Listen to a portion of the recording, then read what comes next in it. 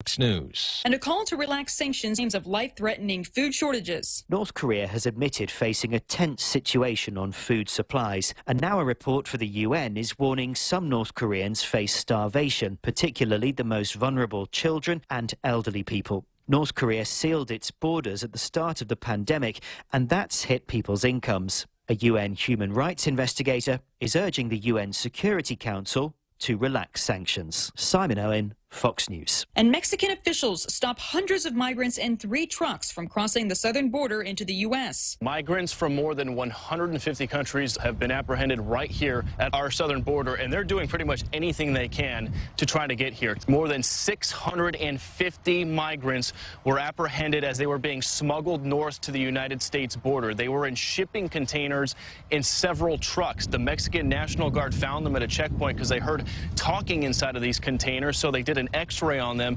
and found all these people being smuggled inside. There were 198 unaccompanied children being smuggled inside of those containers as well. Those are children who made the journey completely alone. Fox's Bill Malusian. America is listening to Fox News.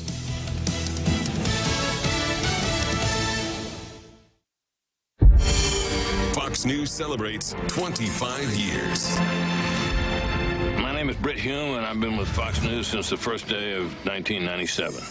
When we were getting started, very few people thought we would succeed. We didn't have the biggest budget, but there was a fighting spirit that existed there from the beginning that was contagious. I did not have sexual relations with that woman. When the Clinton Lewinsky story broke, I was planning to start later that year a new show. There's so much that's new with the Eat Fresh, Refresh at Subway restaurants that we can't possibly fit it all into one radio spot, but I'm gonna try. There are amazing new toppings like hickory smoked bacon, bacon and smashed avocado. Try your favorite sub on the new breads like the hearty multigrain wheat or the artisan Italian white bread. Not to mention Subway's thicker, juicier steak. That's all I have time for. You gotta refresh to be fresh. Only at Subway. When's the last time you looked at your homeowner's insurance? A homeowner's policy protects much more than just your house. It also protects you against claims from someone being hurt on your property. If a visitor is injured at your place, how much are you covered for? The smart thing to do is get the answer today. That's the Insurance Extra Point. Get out there and make something good happen today by calling Guahan Insurance Services at 475-1162 or visit us at the Camacho Landmark Center in Tamuning. Be. Actor William Shatner, who is 90 years old, is scheduled to take a suborbital flight on New Shepard, the ship operated by Jeff Bezos' Blue Origin company. The short trip goes high enough to experience zero gravity, get a great view, but make a soft landing in Texas. Eben Brown, Fox News. Meanwhile, after 18 months of pandemic delays, No Time to Die opened on target. The final James Bond film of the Daniel Craig era grossed $56 million, according to studio estimates on Sunday, to easily take the first-place spot.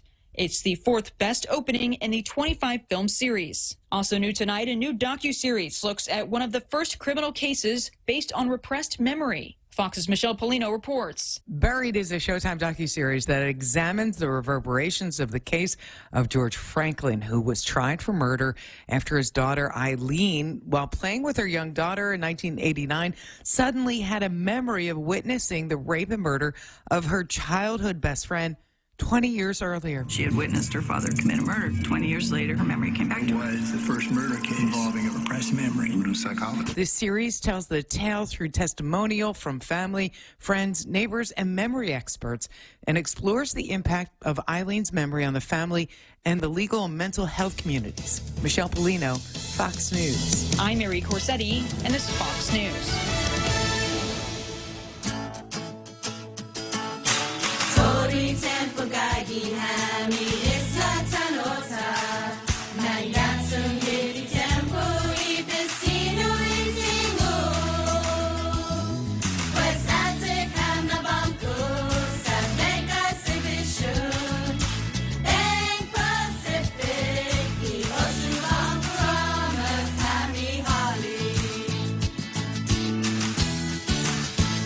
Leah Dunca from Security Title here with a little information about trusts. A trust is a legal entity capable of owning property. It can protect property from issues such as lawsuits or divorce and can be used to distribute property and avoid probate. Many trusts start as revocable but become irrevocable when the initial trustees die. Work with your estate planning attorney to see if a trust is a good fit for your family property. Call the professionals at Security Title. We are here to help. Great news, Guam! Chili's 2 for Dining is back. Enjoy a full-on meal deal made for 2 for just $35. Start with 2 Coca-Cola beverages, an appetizer to share, and 2 mouth-watering entrees like the sizzling personal fajitas, the mouth-watering honey chipotle steak and shrimp, or Chili's world-famous fall-off-the-bone baby back ribs. Available for a limited time. Dine in today or call 648-7377 to place to-go orders. Chili's is located on the 2nd floor of Tumon Sands Plaza. Chili's. Savor the moment. Guam Auto Spot has the best selection in Buick, GMC, Mitsubishi, and used cars like the 2021 Mitsubishi Mirage starting at $127 per paycheck. 0 down. Call 671-478-AUTO to take a test drive or get pre-approved online at GuamAutospot.com. Welcome to Tall Tales with Bob Klitzkie. The only show on talk radio where common sense is a lot more common. Phone lines are now open at 888-TALK. That's 888-8255. And now, The Point proudly brings you Tall Tales with Senator Bob Klitzkie. A well-regulated militia being necessary to the security of a free state, the right of the people to keep and bear arms, shall not be infringed. Welcome to Tall Tales for Monday, October 11th. I'm Darrell Taggarty, sitting in for Bob Klitzkie, and thank you very much for tuning into the show. I know it's Columbus Day holiday for many of you, and for some of you, you've got more time on your hands because it's a holiday, or maybe you're at work and you've got the radio on the side, and it's just another working day, or something in between. But whatever it is, thank you so much for tuning in. Our telephone number here at the station is 888-8255. If you've got something on your mind, be sure to give us a call and share it with the rest of us. Now that we are, together on the show this afternoon, you and I. We have a bunch of things that have come out over the weekend. And I don't think I'll be able to get to all of them, but perhaps during the course of the week, we can get through them and also into some of the material that came out with this month's edition of Pacific Island Times. But for now, let's go ahead and jump straight into Zami Ikatni.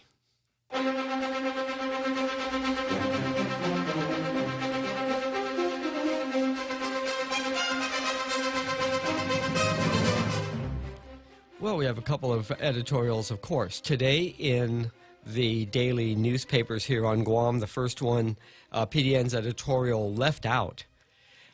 And the Post's editorial, Where is DPR on Hagatna pool closure? And so we'll get to both of those. Let me see what we've got here in the PDN, because it's just one of those things that's really quite interesting. Haven't seen this kind of right up in a while, and maybe it's kind of pushed your fur in the wrong direction, but it does make you think, doesn't it? And maybe it makes you think that well, whatever it makes you think. Let's go ahead and attack this together. If you haven't yet heard this, if you haven't yet read the PDN editorial today, Left Out. Chamorros ignored in Biden's proclamation. Joe Biden has become the first president, U.S. president, to issue a proclamation for Indigenous Peoples Day, October 11th, an event that began as a counter-celebration to the annual Columbus Day holiday. Sadly, the proclamation ignores the indigenous people of the Marianas. The proclamation states, quote, "Since time immemorial, American Indians, Alaska Natives, and Native Hawaiians have built vibrant and diverse cultures, safeguarding land, language, spirit, knowledge, and tradition across the generations." The proclamation describes how the nation celebrates the contributions of indigenous peoples and, quote, recognizes their inherent sovereignty. But these words are empty. The indigenous people of Guam are neither entrusted with their, quote, inherent sovereignty, nor allowed to fully participate in the government of the United States. Guam was colonized by Spain, ceded to the United States, and the island's indigenous people, as evidenced by the proclamation, remain largely forgotten by federal officials, including the president. The island, at least by United Nations standards, remains a colony. Biden also issued the annual Columbus Day proclamation in which he says the United States acknowledges, quote, the painful history of wrongs and atrocities that many European explorers inflicted on tribal nations and indigenous communities. It is a measure of our greatness as a nation that we do not seek to bury these shameful episodes of our past, that we face them honestly, that we bring them to the light, and we do all we can to address them. It states that the U.S. is committed to, quote, pursuing a brighter future centered on dignity, respect, justice, and the opportunity for all people. Both proclamations were issued by a president that people living in the territories had no hand in electing. In the Indigenous Peoples Day proclamation, Biden says the nation was, quote, conceived on a promise of equality and opportunity for all people, a promise that, despite the extraordinary progress we have made through the years, we have never fully lived up to. If the president would like to offer, quote, equality and promise to all people, he could start by recognizing that there are indigenous people in this country who remain disenfranchised, who have never been given the opportunity to select their political status, and who are subject to federal laws they have had little input in creating. They have been and continue to be ignored by Washington, D.C. That's the editorial left out in today's Pacific Daily News on page 16. Left out? What? I say right on. It's not left out. It's right on. Much has been said here on Tall Tales and in the media throughout the decades, reflecting the sentiment of the people and their elected leaders on this subject. PDN gets it right, but that's only half the story. How will this be resolved? I've been looking at this question of Guam's people choosing their next level of self-governance from among the choices promised all colonized areas after World War II. But this question has not been addressed by Congress since 1950, and then it was addressed again in 1970 and 1972 with the Organic Act and its amendments to allow an elected governor and an elected non-voting delegate to Congress. Will Congress and the executive agencies, Interior and Defense, with help from state, act in any way that is not within the Constitution? Even Congress does not apply the entire Constitution to this territory, for good reason. But now the question turns on the decision by, quote, all eligible voters, the composition of which has been altered through changes in the Organic Act and immigration policies. Which Organic Act changes? Alienation of land. Policies? The 1940 Air and Sea Defensive Zone. You could also add in there immigration policy, national immigration policy. The 1940 Air and Sea Defensive Zone, based on news we've had recently about the military buildup, could be imposed again to protect the island from attack, as it was in 1940. The political status question is a political decision, and the question of economic outlook is subject to decisions made elsewhere. But also here, we can untangle it and get beyond it if we can appreciate the question in its inherent complexity and stop using extreme terms, patriotism, and fear to condemn those advocating a status option we disagree with. We should trust the democratic process without prejudging the result. And so on with the show.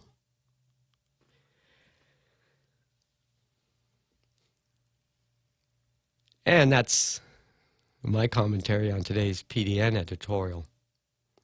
If you have something to say about it, then please give us a call, 888-8255. I see already that Sandra's joined us this afternoon, and Jose is saying the editorial is dead wrong. Many indigenous people from Guam participate in national politics, even by voting for president. That's right, as long as they are not resident of the territory. And residents of the territory do not choose the chief executive or any voting member of Congress if they are resident in the territory, if they're citizens, regardless of whether they're indigenous or not. So you're right. He continues, this editorial is an exercise of bad information. Perhaps, but information is useful. It is useful if you can think of it. If it is something that you think is bad information because it is leading people along a path that they might not otherwise walk along, or it is an effort to get people to think in ways that you don't agree with, then is it bad information, or is it just information that you don't want to have out there because you don't want people going? The fact does not rely on me agreeing or disagreeing with it. The fact that indigenous people are denied their rights is completely bad information. Now, if they want to have an opinion about the determination and the political status of Guam, that's a discussion we had. But please leave out the bad information. It's a distraction. It really doesn't do any justice. It has nothing to do with whether I agree with it or not. The fact is, indigenous people are able to vote because they can go to the states and vote, as well as non-indigenous people are not able to vote if they live here on Guam, if the residency is here. That's a fact. That's a fact, but it doesn't square with the way that the United States government has set itself up as being representative government for and participate in national politics. True, but it has nothing to do with the fact that they misstated about indigenous people and their rights to vote here as citizens. Yeah. They indigenous can vote, as do all U.S. citizens. Not that but the question was, and that's something that they didn't make very clear here, is the transition from being indigenous to being citizen. And if that was settled in 1950 by declaration, without participation, then if it's case closed, then this is, it meets the definition of colony. And that's a discourse that I can agree with. And that's actually missing, and you're right, it's missing from this. But it proves a different point, which is the colonization. And so there are some people who don't want to lend any further credence to that conclusion. And so they steer the arguments and the discussion away from there. And so this is where we have to untangle this, because the terms that are being used are really important, and some are very loaded, and some are used or weaponized already. And so I've made this point before, that the whole UN path for colonies after World War II was written by the United States. It was imposed on the other colonial powers by the United States in 1945. And it wasn't implemented immediately. It took 15, 20 years to implement fully. But the U.S. strong-armed its allies and other countries in the world that were holding colonies, as many as it could. It couldn't stop the Soviet Union and have it give up its colonies in Eastern Europe. It couldn't counter China and its domination of Tibet, but it has stopped through war the extension of communism, and to bring in more countries under communist rule and behind that Iron Curtain. And these are the broad sweeps of power after World War II. And we all agree, we can all see that history playing out. It's a different time now, but the interpretations and the reason not to pursue decolonization within the United States in the 1940s and 50s is intertwined with that process and the declaration that Micronesia was a strategic trust and to be denied, militarily denied, for reasons that go back to World War II and the military strategy to reach across the ocean and project power into Asia by the United States. And so, but that's kind of getting along. This is all wrapped together, and we have to untangle it, but without we have to unravel the arguments, but we cannot unravel history because these are all woven in. Anyway, that was the PDN's editorial, and the one for the Guam Daily Post today. Where is DPR on Hagatna pool closure? And I don't know if I'll have as much fun reading this as I think they had writing it, but let's see. It isn't unusual for the government of Guam to kick a proverbial can down the road. The billion-dollar unfunded liability at the retirement fund and constructing a new Simon Sanchez High School, a new prison, and a new Guam Memorial Hospital are just a few examples of problems and projects that have yet to be resolved, despite promises made to address them by elected leaders, some of whom aren't even in office anymore. Simply because we've seen it so many times, it's pretty easy to spot when another issue is being added to the long list of things that should be, but aren't, getting the attention of our local government. The Hagatna Pool, the only publicly run facility that can accommodate aquatic sports training and events, has been unable to open for the past 19 months. And for years before that, intermittent closures for maintenance problems have meant it was sometimes closed more often than it was open. After more than a year and a half to figure things out, GovGuam still doesn't have a formal report on the pool's condition or whether it can be repaired. The answers can help to determine how quickly we need to build a replacement facility and how fast funding needs to be found. Potential solutions have been kicked around already. While it's encouraging, for instance, to see that the Guam Economic Development Authority is handling the assessment of the pool, the critical report is experiencing some delays. Quote, "It's taken a while, but we know that their workload is pretty heavy," Joanne Camacho, GITA Deputy Administrator, said about the consultant poised to do the work. The authority and its contractors certainly have their hands full with economic recovery programs such as pandemic business grants. So respectfully, maybe now is not the right time for GITA to have such an important role in addressing the Hagatna pool closure. Similarly, the Guam Housing and Urban Renewal Authority has begun to explore building a new Olympic-sized swimming pool, offering to oversee its design and construction. GURA Executive Director Ray Taposnia said a date when work can begin is a matter of funding. Guam has produced competitive swimmers that represent us well regionally, nationally, and globally.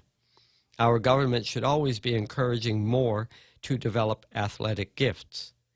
But while our leaders take their time, our island's athletes have to beg to find other training facilities and risk injury holding practices in open water.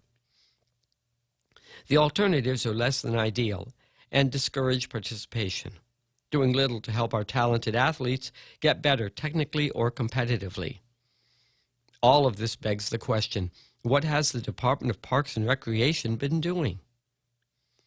With fewer tourists and beach and park patrons, as well as fewer pool customers, shouldn't there be some leeway for the department's employees and appointed leaders to do some of the heavy lifting here? Why is it being left to GITA to lead the pool assessment? Why isn't GURA's assistance being met with financial planning from DPR? If we had to guess, it's because Guam's Parks and Rec hasn't been run well by previous directors.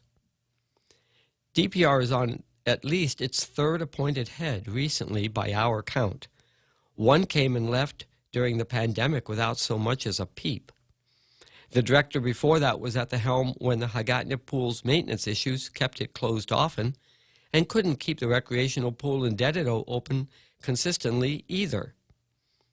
During the current director's tenure, many illegal structures were built at the island's public cemetery in Nimitz Hill, potentially endangering neighboring homes during heavy weather events. It can sometimes feel like DPR is in a relay race, but each team member diving into the pool swims slower than the last. Gov Guam needs to step it up and figure out what to do with the Hagatna pool and whether there's a better, more economical use for that prime location in the island's capital. Sooner or later, it'll be time for our leaders to sink or swim on this issue. That is the Guam Daily Post editorial, Where is DPR on Hagatna pool closure? It appears in today's Post on page 18. How old is that pool? Because I remember as a kid in 1978, I had an auntie who was a Red Cross instructor for swimming, and I got my little beginner's advanced swimming done at the Hagatna pool. I think it was expanded since that time. Okay. I think it was rebuilt from its original size. So it's about 40 plus years then. It's about. And that's one of the reasons why it needs to be assessed. But it's not that hard to assess a pool. I mean, if you need to put water in it, put water in it from the river. see if it flows out. But actually, it's hard. Not new technology.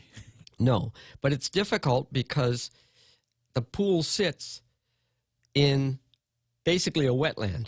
So does it leak? Can you tell? How do you tell? If you sink some wells around it and try to find the traces of dye, you're just going to pull up water that's coming from around it. And if you take all the water out of it, you get a negative pressure. And that can crack a pool also. It's not built to take negative pressure. And it also will kind of rise. It'll float if you pump it out. Basically, it will rise out of the ground because it's lighter than the soil around it. And this is just me talking.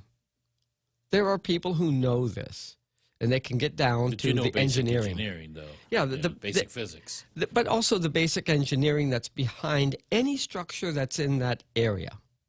Has to contend with the type of soil it's in, how wet how saturated that soil is, and whether it's going to support, degrade, or enhance the integrity of the structure. So I'm sure that there are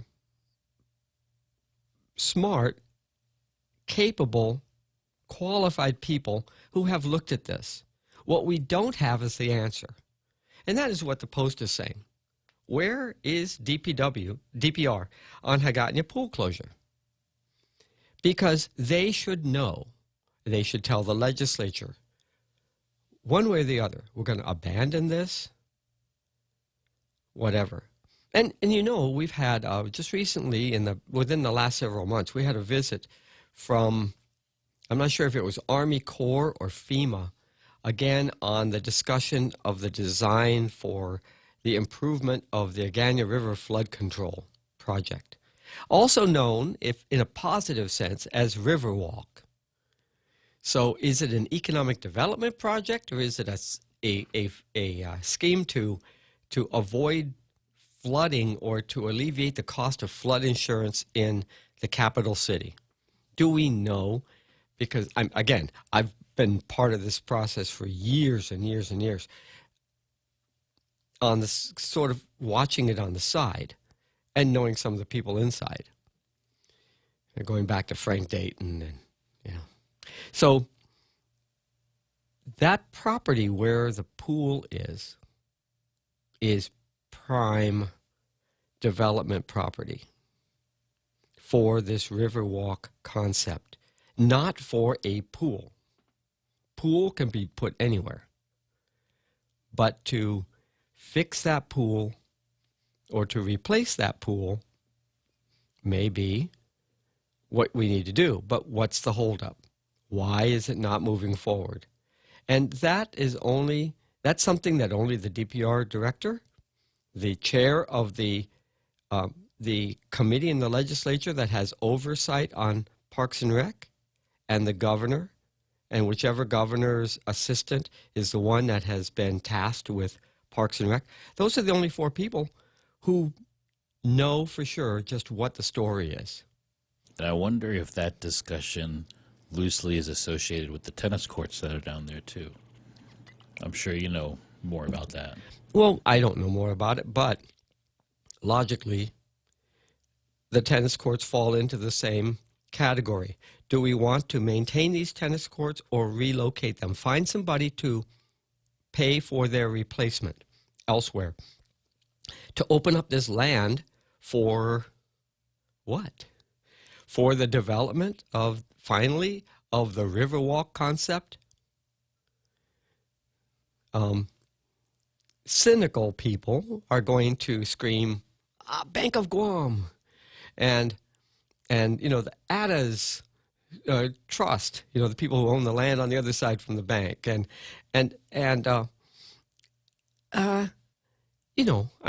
there's conspiracy theories, right? That are not unexpected. Not unexpected. We know that there are incentives out there for one direction or another.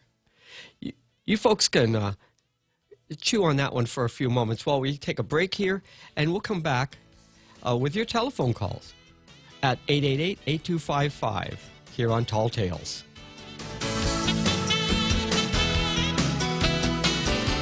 The Extra Point with Jerry Roberts of Guam Training. Hi, I'm Jerry Roberts, and every day on The Ray Gibson Show, I get to comment on the incredibly diverse, fun, challenging, sometimes frustrating, often exciting, but always interesting world of work. I hope you'll be there with us. You can find daily transcripts of The Extra Point at guamtraining.com. Tune in every weekday morning at 7:20 for The Extra Point with Jerry Roberts. Brought to you by Guahan Insurance Services and First Hawaiian Bank on 93.3 The Point. Come try Guam's original Chamorro restaurant with Pica's Best 5 years running. Mezcla Chamorro Fusion Bistro. Experience Chef Peter's candied salmon over scallion coconut rice, octopus tinactac, Chamorro platter, and their award-winning gourmet hamburgers. Or if you're looking for something healthy, try their keto-friendly menu. Come and enjoy Mezcla's half-a-day service at their Hagåtña and Grand Plaza Tumon location. Call their Hagåtña location at 479-2652 for reservations.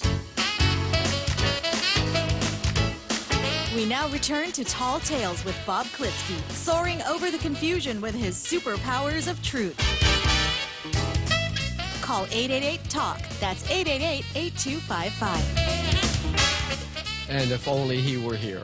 I'm Darrell Taggarty, sitting in for Bob Klitzkie this afternoon while he's off island, and we'll be very happy to listen to his tales of wisdom and experience when he returns. But in the meantime, we'd like to hear from you here on the phones, 888-8255. The two editorials today in Zami Ikatni.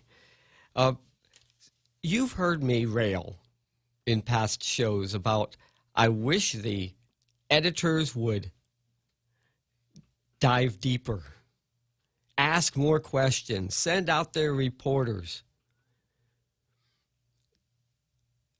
Am I feeling really generous today? I like both of these editorials. I like them both because they get us thinking, they get us talking, and they don't tell us what the answer is. They should, and perhaps they will. Maybe they will send their crack reporter down there and ask them point blank, where is DPR on Hagåtña pool closure? What's the progress on the Riverwalk?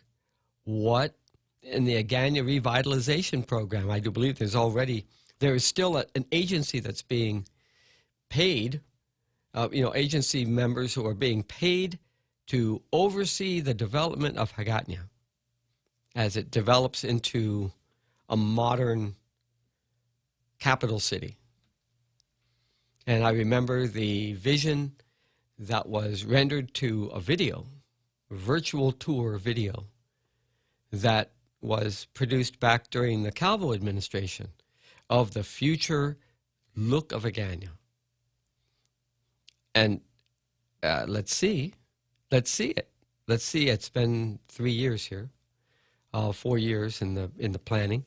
What's the same? What's being changed? Is anyone even looking at it? Has it just kind of been shoved to the sides with COVID? People are too busy to even think about it.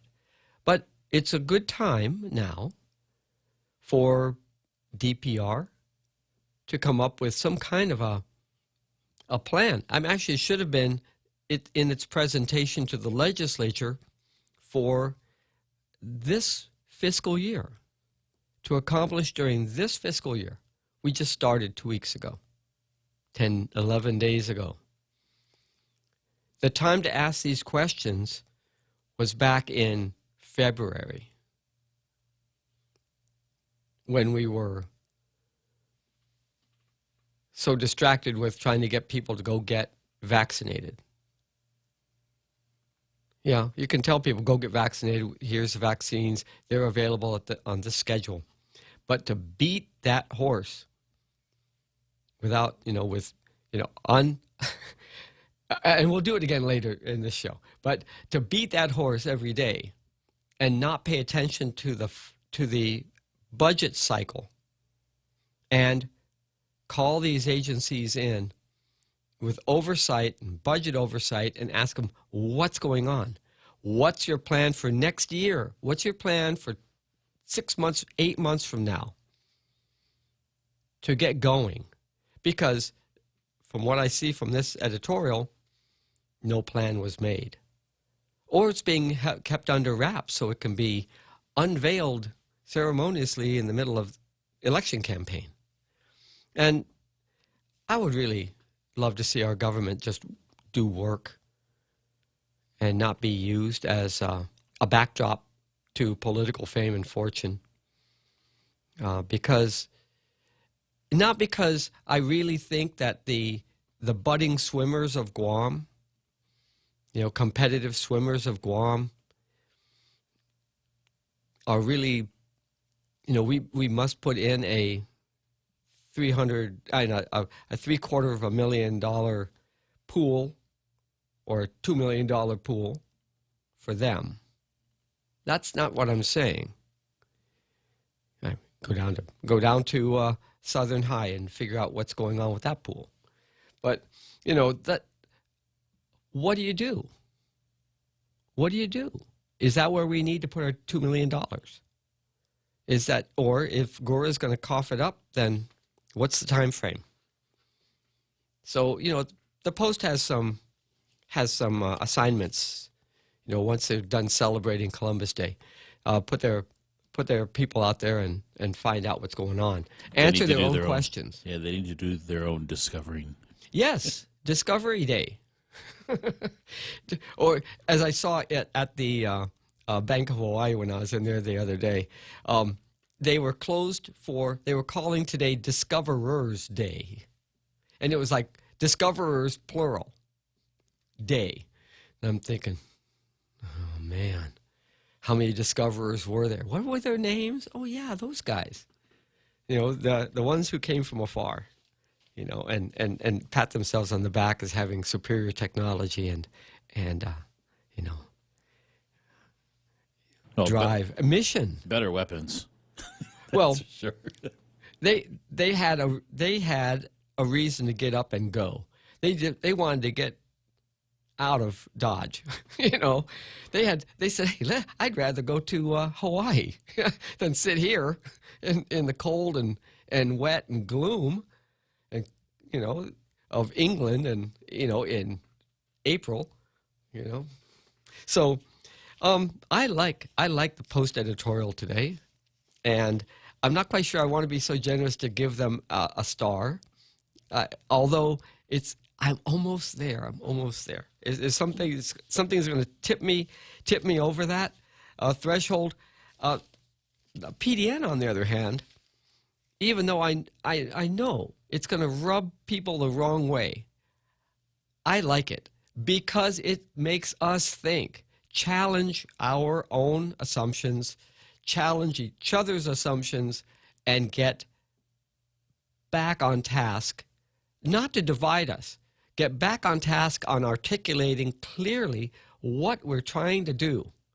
Because if we don't articulate it clearly, we're just getting people's blood pressure up for nothing. And that is a civic crime. That's a crime against the people who, it's a crime against the people of the island. And so I would like to give the star to the PDN for its editorial today, Left Out. And I see Jose is not going for the cheer.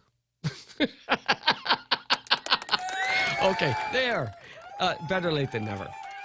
That being said, I have it is tipping me over the edge, and I will also give a star to the Guam Daily Post today for having reopened the inquiry into just what is our government doing when our attention's all been distracted by where to get our next booster shot and how to strong-arm people who don't want to get vaccinated.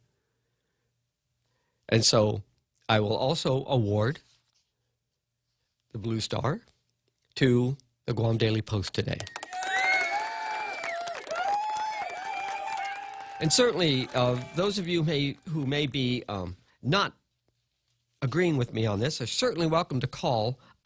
And there's one right there. Maybe he agrees with me on both topics. Maybe he doesn't. But I'm willing to take that chance. Are you? I'm willing. And I promise not to argue. Manor, welcome to Tall Tales. Yes. Thank you for calling. Two things. The one on the topic that you're talking about, the Parks and Rec and the swimming pool. Yes. Here's my suggestion. Mm-hmm. Dig it up, dig it out, get all that concrete out of there, get everything, demo it out, and then backfill that.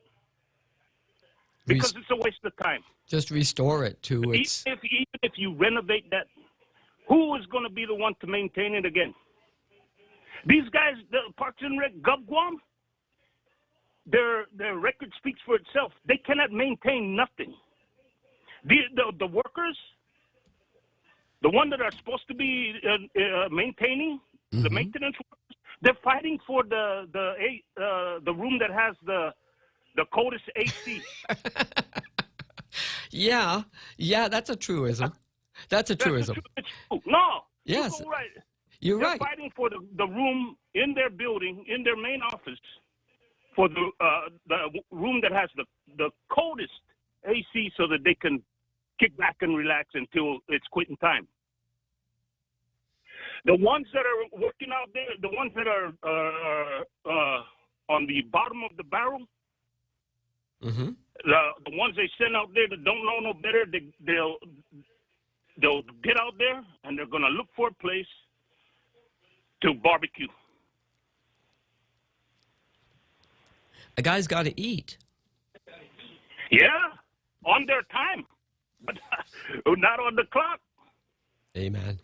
It's lunchtime. You better be working. You better be out there on the hot sun and doing your job. If that's your job, is to maintain a building, and it's not just the inside of a building; it's the outside too. Look at the hospital.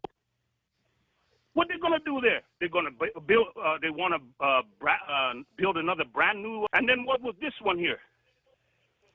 Well, I think every new building comes with a maintenance contract. It's worse than third world. It looked like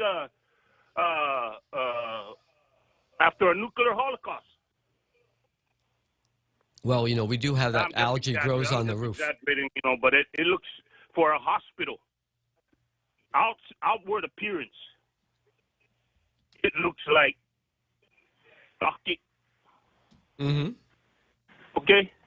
They don't know how to paint it. They don't know how to use a water blaster to get off the black mold. And then they don't know which paint to use to cover that, to make it look nice. There's no more maintenance. These guys are waiting for a new building where they can sit around and let it deteriorate again. Look at the old hospital, the old one, the old GMH, sitting up there. Has that ever been demoed? Well, that was Has they demoed. ever torn that down? Yeah, they tore that down. Finally. It's flattened. It's down. Flattened. Yeah, they hauled it away. Okay, so what they're using it for? They keep deciding to use that property for things other than a hospital, which legally may violate the terms of the gift of the land, but perhaps the land gift is one-way gift anyway. So it's a moral double cross, not a legal double cross, to use the land for other purposes, such as a reburial ground for remains dug up in other places on the island. So this is that's one of those projects. So a prime piece of real estate that overlooks the cliff and looks out into the ocean. They're going to do that. They're going to make a park instead of letting another enterprise come in there and take over and make it into a beautiful hotel or resort. But if they did, then the government would probably be forced to turn it back to the gifter because right, exactly, because they're not doing nothing with it. They're just letting it. So are they paying anybody to go up there and cut the grass when it gets 10 feet tall? No. It's Tangan City. I know because it's in Tamuning. It's what? It's in Tamuning. I live there, so I know that's Tangan. It grows very well there. Yeah, first it started out grass and it becomes Tangan, right? Well, they had to actually clear it with the backhoe in order to make a transfer station for the... Scraping the topsoil. You see that lazy way of doing? They just let it grow, then come back, let it get to Tangan, and then scrape it again with the backhoe. Let it go again, let it come back and scrape it again with a backhoe. Keep on, scraping the topsoil. You know what I'm saying? Yeah, and then... It's ridiculous. It's redonkulous. Are you implying something? No, but you're right. The government, nowhere in... All these bills. Look at the T-Gen Road coming from Momototomaiti going across. Damn, man. The first thing those people see when they're coming in on the airplane to visit us, they see that filthy place. Man, the Navy should have demoed that. Just flatten all that, take it all out of there, and then let the so-called indigenous people take care of it. Well, there were people. They don't know how to take care of concrete. There were people who were whose lands were kept by the airport on the other side of the street, but then the land that was out on the cliff line side of the street were given back to the families that owned that land before, because of the policy of that was reaffirmed by the government of Guam at the time when the land was disposed of. And so even the lands over on the GMF side, over by the ball fields and whatnot, those lands went back, but not the lands that were under the footprint of the airport. So I guess they couldn't afford the paint. I guess they cannot afford paint to paint the building, at least to paint the building. Well, those because lands, they already got a free building. Those lands should have gone back. Free building, it's supposed to be a parkway. What happened with painting the building and making it look nice?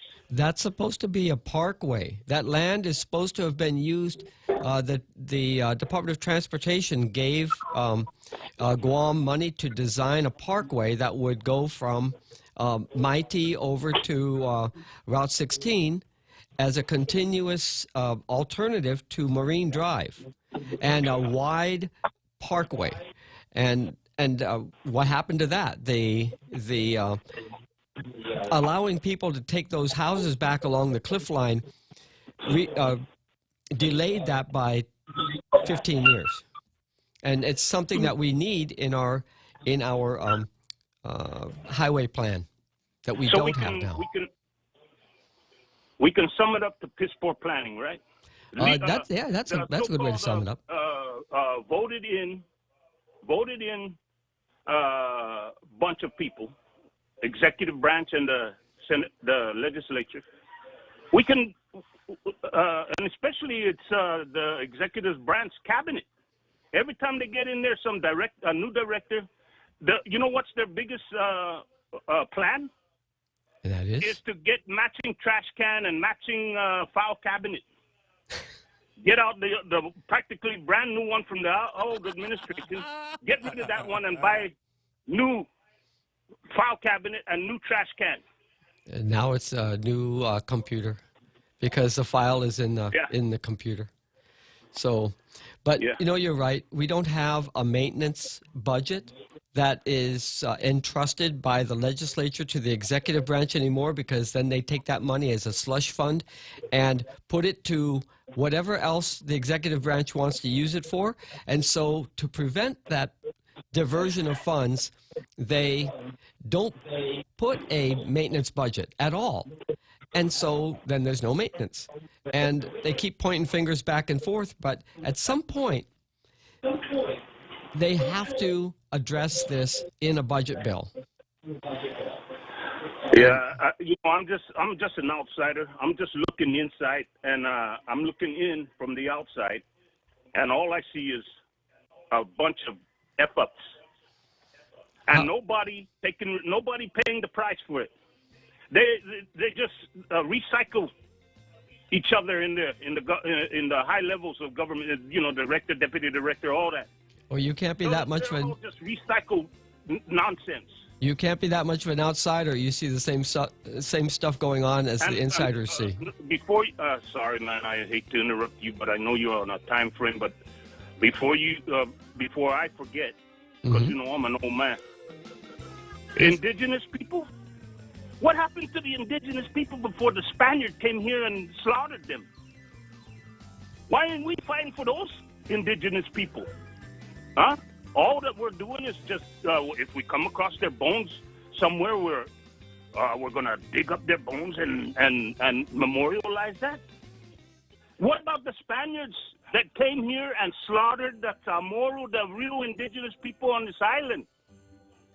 Yep. With the cross in one hand and the Bible hidden behind. Yeah. Huh? And the soldier behind them. The Spanish soldiers? Yeah. Why aren't we going after the Spaniards? Freaking Americans, they came here and they did us a solid. They came in here and they fought for the people here on Guam that were being marched to their death in Menangun. And this stupid Tenorio going up there and talking trash about them. Hey, let me just say this, okay, Mr. Know-it-all, going there to UN. So if we get Commonwealth or independence or whatever, what's going to be our military? Huh? You want to talk about getting the U.S. out? Then let's get the U.S. out. And then who's going to be the military here? Stupid bunch. Well, thank you very much for your comments this afternoon, Mr. Mano. Indigenous people, none of us here are indigenous anymore. Mr. Mano, let's go ahead and take our break here, and thank you very much for the call. And I hope you call again someday soon. Okay? Okay. Okay, that's done. Okay, let's take that break now, Jose, and we'll come right back with more Tall Tales. Here at Guam Auto Spot, we have the best selection in Buick, GMC, Mitsubishi, and used cars, like the 2021 Mitsubishi Mirage, as low as $127 per paycheck, 0 down. Or this 2021 Buick Encore, as low as $237 per paycheck, 0 down for 72 months. Call 478-AUTO to schedule a test drive or get pre-approved online at GuamAutospot.com. You know, all those amazing photos and videos saved on your camera roll capturing your love for Guam? We want to see it. Log on to visitguam.com/Instagram to submit your best moments for a chance to win weekly prizes. The Guam Visitors Bureau will choose a weekly winner, so share your love for our island paradise now and win. Brought to you by GVB. Thank you for making Guam a better place to live, work, and visit.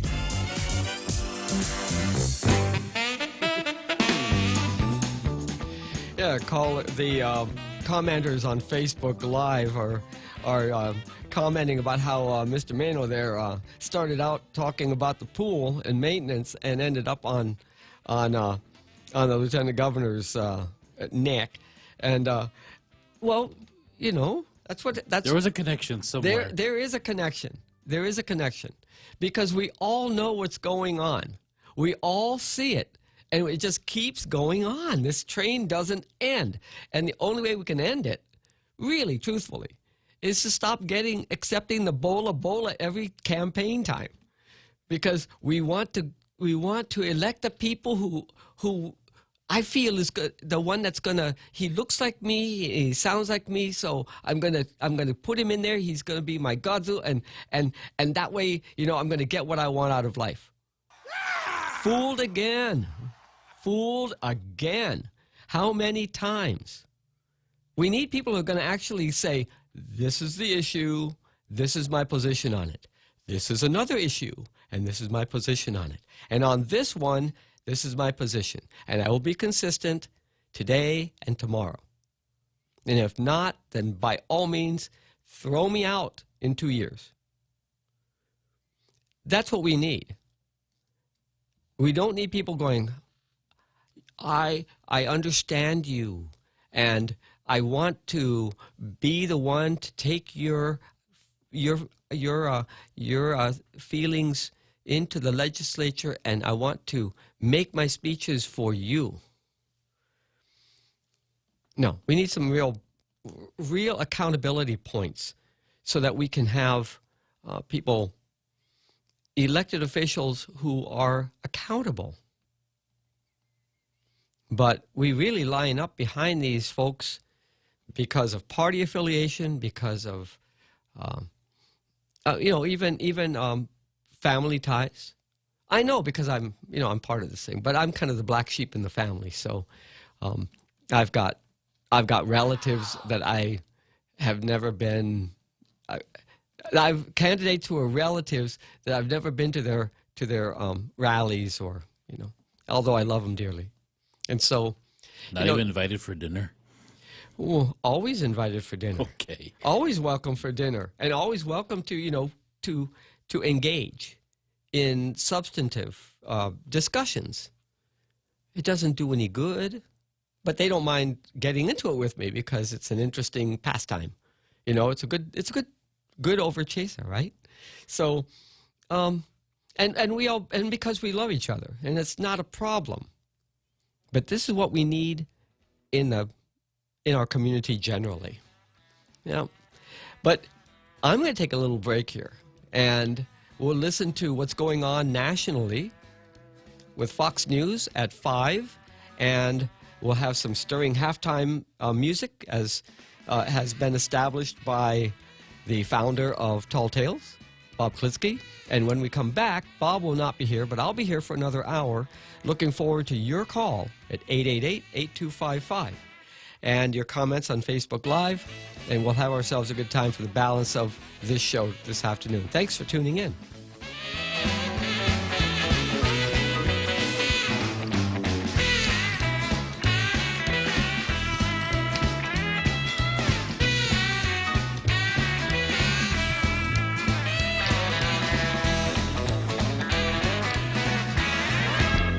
The Point is KUSG, Hagåtña, Guam, 93.3 FM and 104.3 HD3.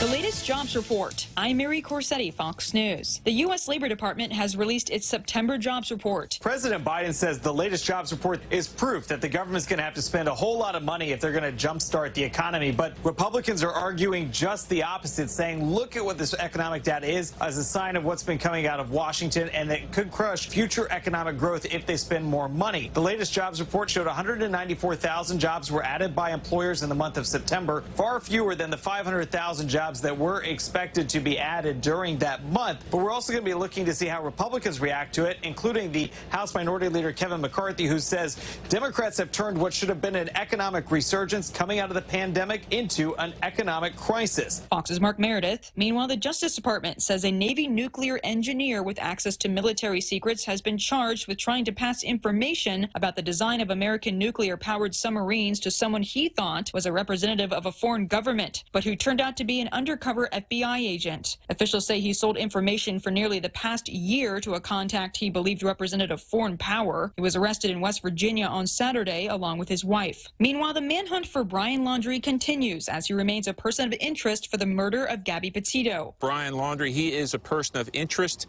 in that homicide. So far, the focus of the search for Laundrie has been in a nature reserve about 24,000 acres. Police officials say there's really been no physical sign, no camp evidence, no physical evidence, even that he is dead or alive. So really the hunt for Laundrie right now at this point at a standstill. While he's a person of interest in the killing of Petito, he's also now wanted for debit card fraud.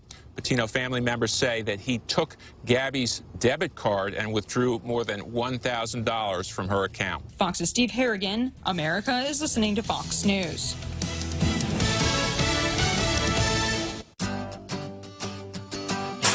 Always here to help you. This island is our home. Through the years we've been a friend to the neighbors we have known. Now we're banking on the future.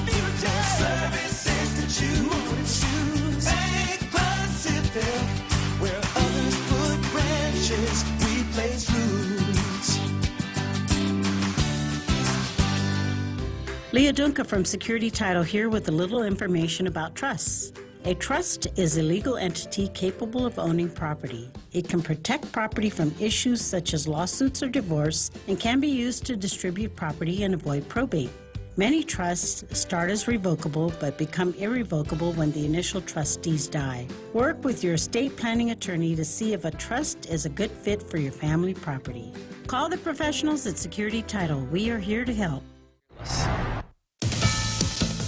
Well, two strong earthquakes struck off the coast of the Big Island in Hawaii on Sunday. Officials say the first quake had a magnitude of 6.1 and struck about 17 miles south of Nalehu. A 6.2 magnitude earthquake struck about 20 minutes later in the same area. Meanwhile, police have someone in custody related to the plane evacuation in LaGuardia Airport in Queens Saturday afternoon, following reports of a suspicious package possibly brought aboard the plane. One man is in custody for alleged suspicious behavior on board, but thankfully all of the passengers, all of the crew are safe. A pretty chaotic scene, some 80 people deplaning right on the taxiway. This was about 3 o'clock that the scene unfolded. The video showing significant emergency response. Officials say the incident happened on American Eagle Flight 4817, but it's operated by Republic Airways. The Port Authority reports that an emergency was declared by a pilot regarding a suspicious passenger and luggage on board.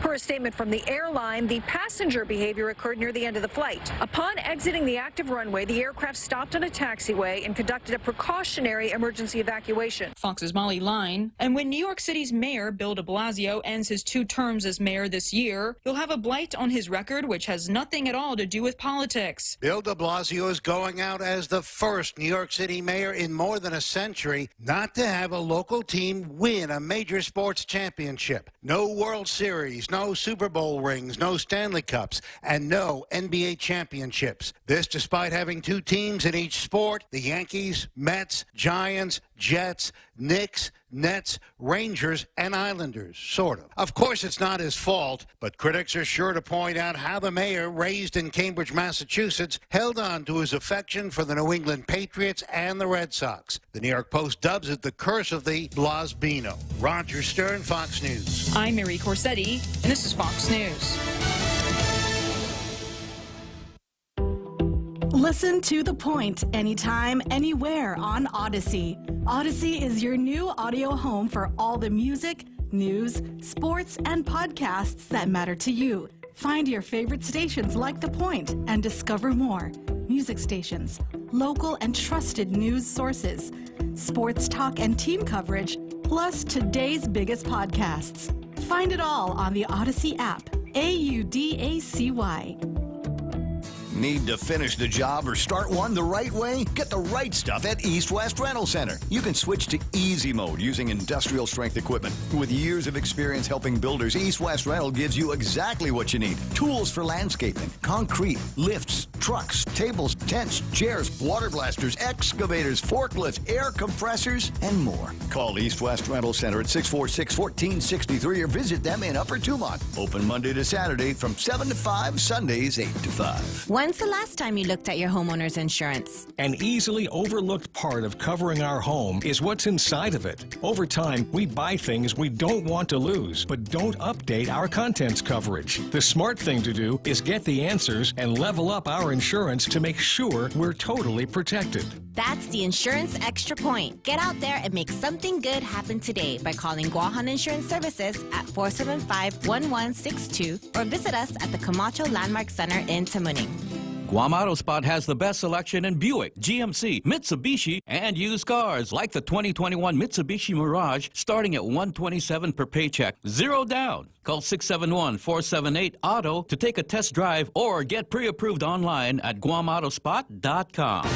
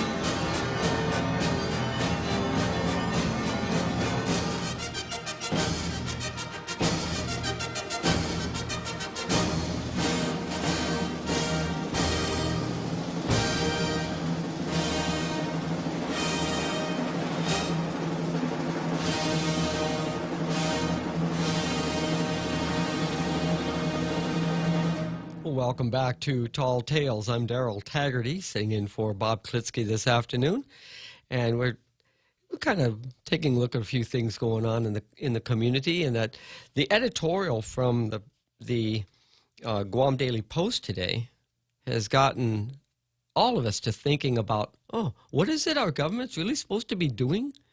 And Mr. Manuel called before the break, before our top of the hour break. And some of the comments on Facebook have been like, okay, he started over here and then he went over there. But in fact, when he called, he wanted to talk about both issues that I raised. And he wanted to tie them together. And so it's only fair to welcome him back. Yeah. Hey there. Welcome back. Mr. Taggarty. Yes. Okay, hey, look, I did make it clear. I just wanted to make a comment on the two issues that you were talking, that, make make a point, whatever, make a statement.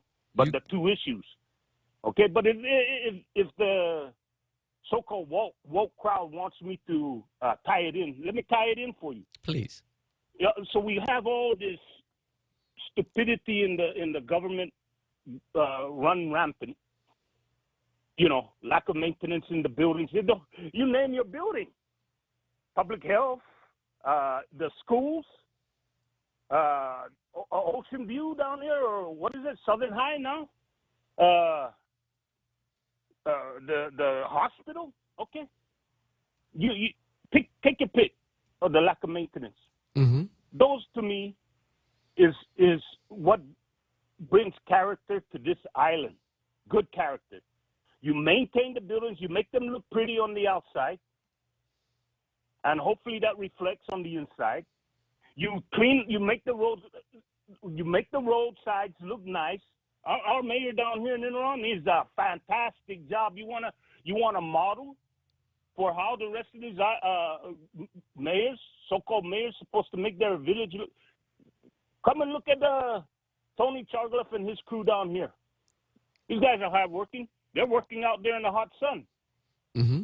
Yeah, I've been down there. And they're not waiting. They're not waiting a month later when the shit is like 6 feet tall. There's a schedule. Yep. Not like Parks and Rec. They wait until the dang, knee high before they get out there. And then when they leave it, they leave the grass, what they cut, just clumps. Ugly looking field of grass. They should come back with something that will turn that into hay. Yeah, the hay rake. You just come along and it pulls it up and it bundles it, and then you move it off to where you need it, like places where you have silt runoff. Right. Or compost, but yeah. Okay, but here, so we got this problem, and we got financial problems. That's what it comes down to. They cannot, because that's the one thing they teach you. Or that I learned in trucking, when you go back there, when you go to a warehouse, if that warehouse is looking sad and on the outside, it means that company's going belly up, is getting ready to go belly up.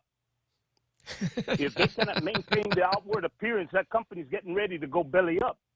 That's a true thing. Yeah. So here's we got all this problem with finance, money for this, money for that. But here goes Tenorio taking a trip to the UN just to what? To lambaste the military? Or lambaste the federal government who has been taking care of us? Oh, man. It's not like we're not looking for the handout. But when Guam declares an emergency because of a typhoon and all that, FEMA steps in, the federal government comes in and gives us the money that we need to rebuild. Why is it? But here goes Tenorio. I don't know. Did he pay for this plane ticket, round trip ticket? Is he coming back? I hope he don't have to. Just tell Tenorio, you don't have to come back. Well, if he doesn't come back, then Lou can't go. Your return ticket, just refund it back to the government. You just stay there. Stay there in New York. Because, you high class now. You in New York City with the United Nations. Just stay there. You don't represent me. Anyway, here he goes. So anybody find out what's his per diem? Why is this guy taking a trip over there, knowing that he might be in a goddamn COVID super spreader and bring it back to us? Well, I think he might be considered the super spreader since the rates are higher here than over there. That's what I'm talking about. See? Yes. See? So that's my tie-in. If you want me to tie it in, you need the money here. You need to focus on the problems here.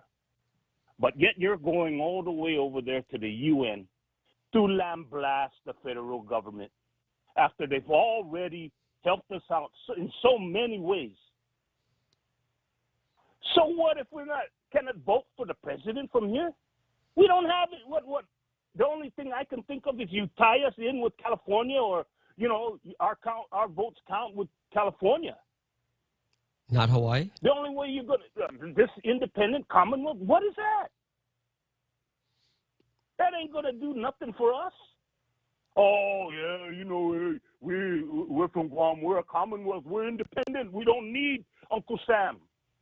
Right. You didn't need Uncle Sam. So you need to tell me in World War II, we didn't need Uncle Sam. Man, the Manamkud that passed on to a better place, they're like looking down on these idiots and saying, what, time of my law. Some of them would say, time of my law, gaga. All these guys with their newfangled ideas.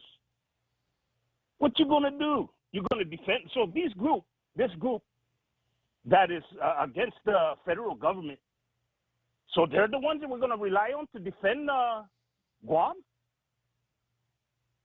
Man, you're talking to a jarhead right here. A former jarhead, because it's former, former. Yeah, there's but no I former. also am an ex-jarhead, too. There's no former. And I know how to fight. Shit, I know how to fight. Are these guys going to fight? If the Chinese come in here or whoever, bigger, because it's always been about survival of the fittest. Who's ever the strongest? Look what the Japs did, and that's not too long ago.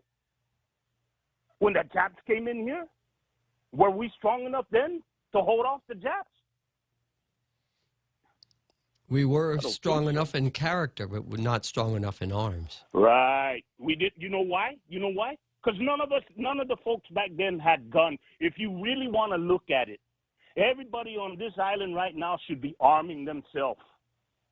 But no, the Nambi family, oh, no. A gun, no. The gun kills. Man, you're the one that will kill if you have to, if you have a gun in your hand.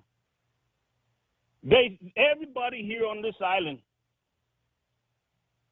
just like those, and I know I'm chasing rabbit now with the Afghanistan. If you ever look at the footages of the tail end of that crap, when the Taliban came in, did you notice what the civilians were holding in their hand when the Taliban came in with all their weapons?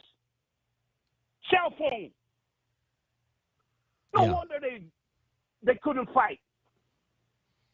As many of those guys that were fighting to get on that plane and holding on to the plane or on that runway, all of them could have taken to the street and got a hold of them Talibani and taken their weapons.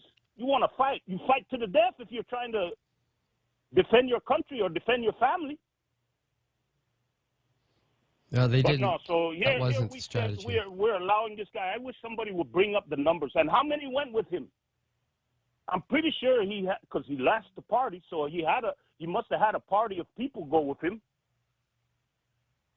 See, Tenorio, man. I'm talking about Tenorio to New York, because they want to go to the Big Apple, the big wig, big time. Well, it was a scheduled meeting of the United Nations, so whenever that meeting comes up, what the lieutenant governor did was attend to bring the statement of Governor Leon Guerrero that she had already issued before and bring that up at the time when this committee was meeting. And that was why it was done at this particular time. Not to defend it, just saying that was the timing. But who paid for that? Oh, Government of Guam. Yeah, Commission on Decolonization. The taxpayer Guam, because we're seeming to get this confusion of who's the government. It's supposed to be the government of the people, for the people, by the people, but the way it is here on Guam is the government is the class of people that got jobs in the government, and the rest of us are outsider. Our votes don't matter. That's why they told to that's why they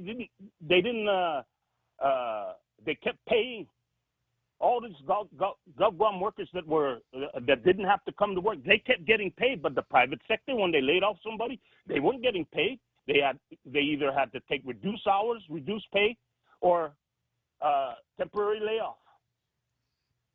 But the GovGuam continued to work continued to not work during the beginning of this pandemic, Wuhan virus pandemic, and they were paid, and then I'll bet you they were still accruing leave.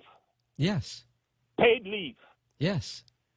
Instead of using their leave during that time. And there was very little remote work. Right. But exactly. So have you tied everything together that you're going to tie together, Mr. Mano? Yes. Look, we spent money for this Tenorio to go. GovGuam, taxpayer, spent money. In this time when we're struggling, businesses cannot open up because they put us in a dang lockdown. We're back into another lockdown. Families are still barely making it because they're, and I don't blame some of these guys for not going back to work. 'Cause what's the point of going back to work? And then the next thing you know, you're going to be laid off again. Or you have to stay home and watch your kids again. Right. Okay. Because daycares are not open. So this was not important. That's not a priority. What Tenorio taking the trip to the UN. It's not a priority. The priority is here, your people here on Guam. This is what you should be fighting for. The people that are without jobs because of your lockdown.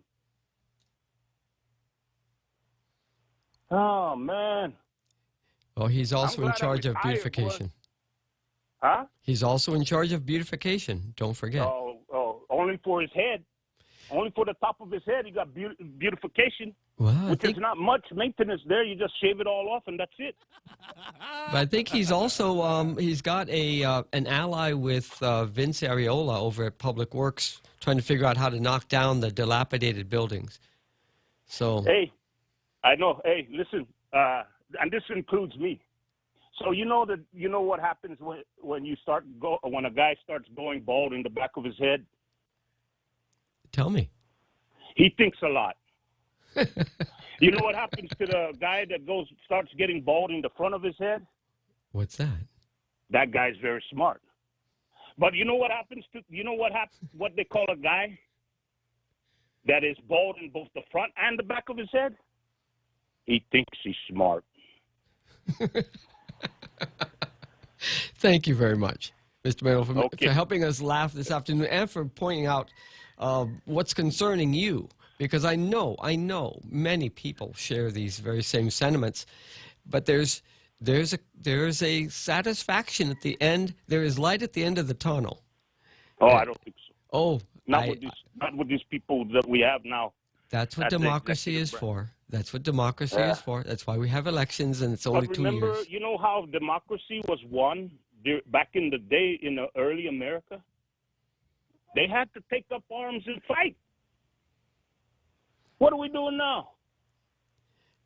Oh, we're just going to mince words. We're just going to, whoever comes up with the better English. Well, you just have to. That's what's supposed to win it. But if you ask me, the better English only means a better spin on the lie. Well, we have to be smarter. We have to be smarter, not them, smarter than them, in order to not put up with the bola anymore. Because we should know spin when we see it and call it out when we see it. Unless the folks here on this island unite, it's not going to work. It's going to carry the same. It's the same SOT, same old taki is going to go on. Well, this is no matter who your name is, all through all these government officials, all these educated, certified, educated beyond their intelligence people. It's the same old taki. Maybe even gotten worse. So we're going to explore this some more. Like they say, I hope I tied it in because they want to. Some people need to have it tied in. Yes. Well, so I hope I tied it in. You did quite well. Thank you very much for your call again this afternoon, Mr. Mano. And that is why we have talk radio. Just a real quick point about going to the UN, and he kind of made this. It made me recall this article that came out a couple of weeks ago on New York City mandating anyone coming to the UN, including ambassadors, to follow through with their strict vaccination mandates and protocols. And I think most of them said,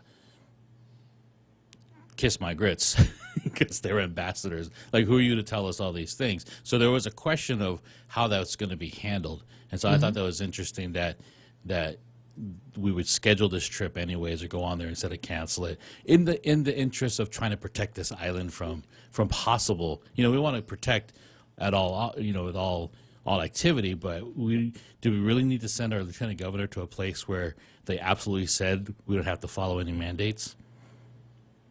Oh, I thought they had mandates on everything. I thought they had you had to have vaccinations before you could go They into. tried to, but a lot of the ambassadors said we don't have to. Oh no, follow but that's the diplomatic corps, because you can't apply your laws to the diplomats and heads of state of other countries coming into your territory, to the United Nations. But those people were not allowed to go to the theater. They were not allowed. They just were blocked. They were not allowed to go anywhere except the hotel and the UN and out. Yeah, but again, in the interest of an example set, you know, it just seems kind of odd that we would send people out. But that's just my. In the interest of an example set, and you're talking about our lieutenant governor. Our you can take this. You can take this further, but we have our Carl on the line, so let's go ahead and bring him in right now. Hi there, Carl. Welcome to Tall Tales this afternoon. Hey, good afternoon, Daryl. Well, Mr. Mano sure got a lot off his chest. Well, yes. Yeah, that's a good thing. I'm glad. My take on this is my mom was one of 10 siblings here during World War II, during the occupation years. Out of those 10, there's only one left. That's my 92-year-old auntie. Mm-hmm. So a lot of people discount this, the movement to separate from America, but there's a lot of things going on underneath the surface people don't realize, and I think that's really, really dangerous. The older generation, the war generation, the occupation generation is dying off. The next generation after that, Mr. Mano's generation, are little by little dying off. The younger generation are being indoctrinated in our universities and even now our public schools to hate America, or at the very least resent America very much. So I think discounting that is really not wise. There are things going on that many of us are not aware of, just like when what is his name, the guy that was killed by the policeman, the black guy that was killed by the cop and sparked all those Say guys. his name. Say his name. I forgot his name. It's not I don't want to say his name. I forgot his name. Okay. But you're talking about George Floyd? Yes, exactly. George Floyd. Say his name. Hey, the struggle is real. I'm 60 plus, so cut me some slack. Hey, but it took me a lot moment. of people did not realize that the seeds that had been planted in our universities for decades, and it caught a lot of people by surprise.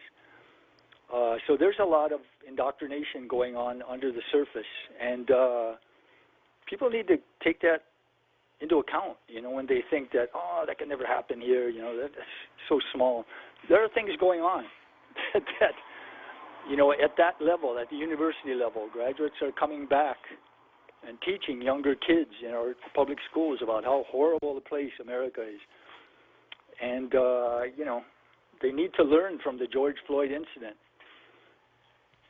That was, so much happened. That was planned. That was strategically planned, waiting for the right moment, the right incident to happen. And that is, to me, that is happening here. And I wish there were more like Mr. Mano, that were vocal. But I think a lot of people are just kind of not really doing that because they think it can't happen. It would never happen. Well, it can happen. Well, Carl, this question has been an active question since the 1960s. And I know because I was involved in that question, not as a professional, but as a student. And then I went to university after that in the 70s. And the question was still hanging. And I was in school in D.C. So the question was there. And we were dealing with it because the Northern Marianas was negotiating it. And we were dealing with it here on Guam. Our leaders were dealing with it. Our people were dealing with it. My mother, still alive, was dealing with it. My grandmother, still alive, was dealing with it. We never made, there was never a vote to put it to the people at that time. And we wanted to have a vote, but the question was the mechanics of the vote. And this was something that I know that this can be researched, and it'll all come out. It'll unroll that how this thing never got on the tracks, but it got pushed forward and pushed forward. And back in the 70s, I wanted to have this question put. It should have been put before I became old enough to vote. It should have been decided by my mother and my grandmother, not me. And when the question was left for me and not them, by the 1990s, what I was telling people that when this subject would come up is with every generation, the bitterness of not being respected and not having the dignity to have a say. Not that it's the final say, but just to say as in an organized manner. Not that it's not the final word, but at least say it in a methodical and objective way, which is an election. Well, say it, and then whatever happens after that will happen. But at least have it. We've never had it. And with every generation, this gets more and more radicalized, and it gets more and more extreme. Now, I have a great deal of faith in both the process and the people. I have a great deal of faith in them, and I don't fear the process, and I don't fear the people. But there are many people who do. They fear the people and they fear the process. They don't believe in democracy, and they don't believe that the people of Guam are going to make the right decision according to what they want. But unless we have everyone having their say and nobody in there messing it up and saying, "Oh yeah, don't talk about this. That's out of bounds." And that if you're going to put speech out, if you're going to curtail free speech, then you're going to delay, or you're going to have a partial process, and then down the road, people will say that was tainted because it was skewed, because the outcome had to be predetermined, or we couldn't have had the process. And this is dangerous, because democracy is the solution. It is not the problem. Well, the problem is, Daryl, how we define democracy, because a plebiscite would be all the people in a given area affected by, what the vote is. But that's not what is being pursued. What is being pursued is a selective vote. Then let's people like my Filipino wife, who is then let's discuss that.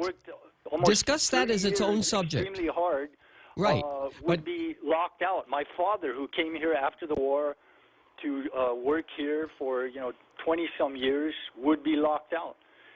And I could vote because I have Chamorro blood, but I don't support it, because these people, tens of thousands of people, over 65% of the island, would be locked out of the vote and have no expression of their will, even though they have contributed tremendously to the island. A young person who is 18, grew up in the States, was born in the States, happened to have Chamorro blood, would have more right to vote, had never been to Guam, would have more right to vote in that election than someone that had lived here 40 or 50 years and paid taxes and obeyed the laws and voted all the time. I see all of this, Carl. That doesn't strike me as fair. That doesn't strike me as right. I see all of it, Carl, and the problem is created by the delay. It is not an inherent problem. The problem was one of delay. The vote should have happened in the 70s.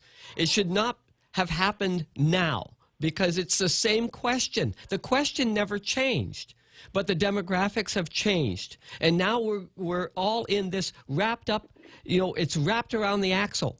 And that is, if you think that there's any possibility that there is manipulation going on here, or if you think that it's all by chance, if you think that there's any shred of possibility that there's manipulation in this process going back to the 70s, then there's an element of intent.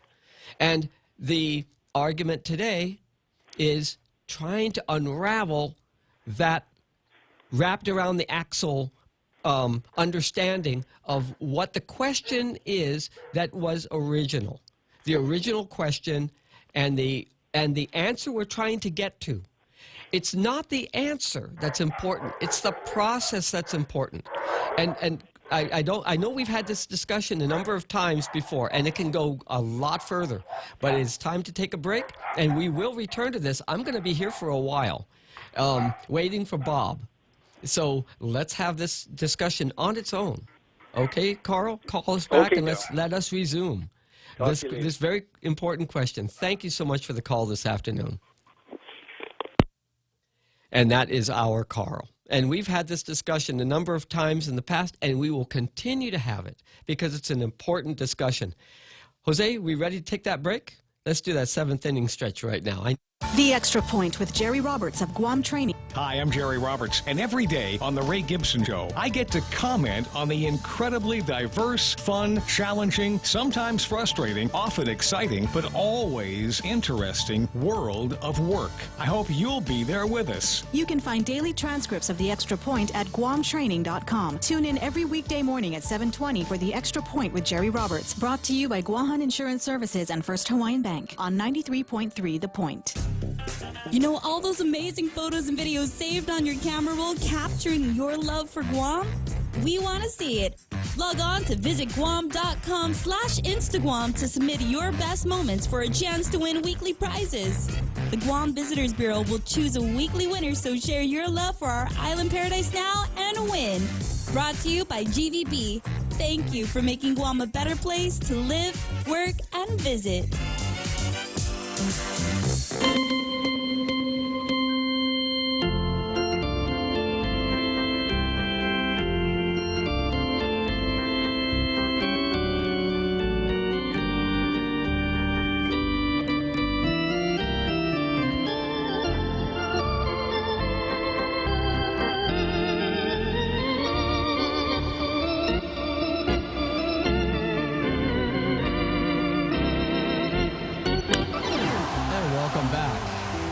Welcome back to Tall Tales. I'm Daryl Taggarty, sitting in for Bob Klitzkie this afternoon, and we're having ourselves a spirited conversation. I haven't gotten to anything except Zama Ikatni this afternoon. I've got a whole bunch of things, but it's okay. I am interested in what you have on your mind, and how did we get this stuff all going anyway? Frenchie, how did we get started on this?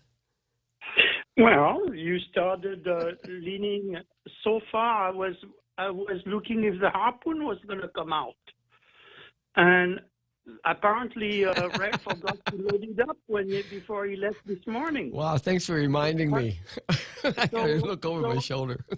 So I have, before we go into this column, I have a thing regarding the pool.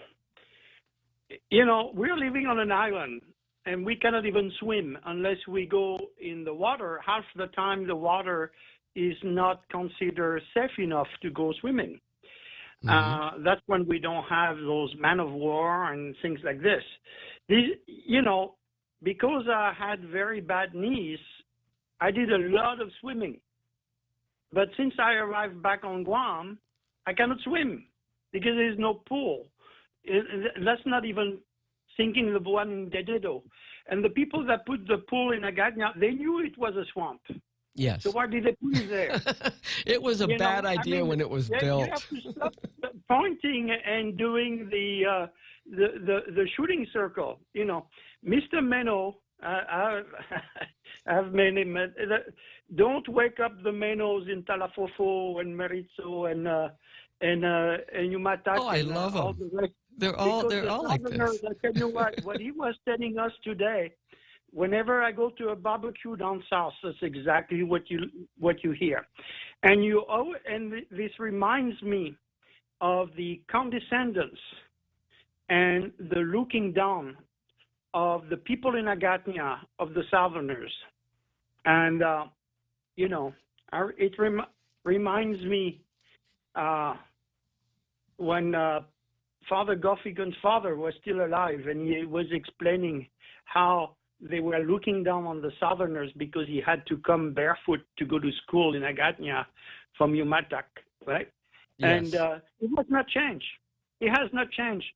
The rulers of these islands, is the 7 or 8 families that keep playing musical chair every election year, they still look down on the real Chamorros who are mostly from the south. There are Chamorros all over the island. But this is a main reason. And one of the reasons Guam was such, and the Marianas were such easy picking is because, and this is a very interesting, actually I was listening to a conversation about colonization and decolonization and everything. And especially right now in France, in April, we'll have the presidential election. And there is a movement which is called population replacement, where basically we're having so many immigrants coming from Africa and the Middle East that people are talking about being replaced and colonized by people coming from another area, which is exactly what's happening. But one of the main philosophers of the left was saying something very interesting, because he had studied the colonization of the Marquesas Island in the French Polynesia. And what they had found out is that actually their social system had collapsed before the colonizers had arrived. And this is exactly what happened in the Marianas. The enslavement of part of the population, the caste system and everything was not bringing anything to the people of the Marianas at the time, and that's why they were such easy picking by the Spaniards. Guns or no guns, it didn't matter.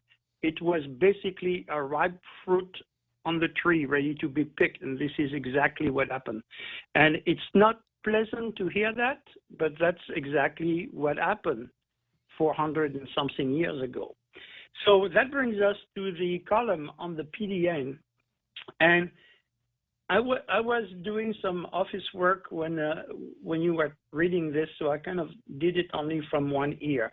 So I went back to the PDN sites and reread the damn thing. And I'm not reading what you saw into it. What I'm reading is a piece of CRT competition of being not recognized as a victim, just like the American Indians, the Alaskans, and the Hawaiians, and basically, boo, boo, boo, we are not being recognized as victims. And then it uses the same gaslighting that the Underwood Bevacqua crowd is always using, which is, basically, and it's not even, they are not even talking about it properly, but they are talking about, let's see where it says, a counter celebration, blah, blah, blah. Yeah.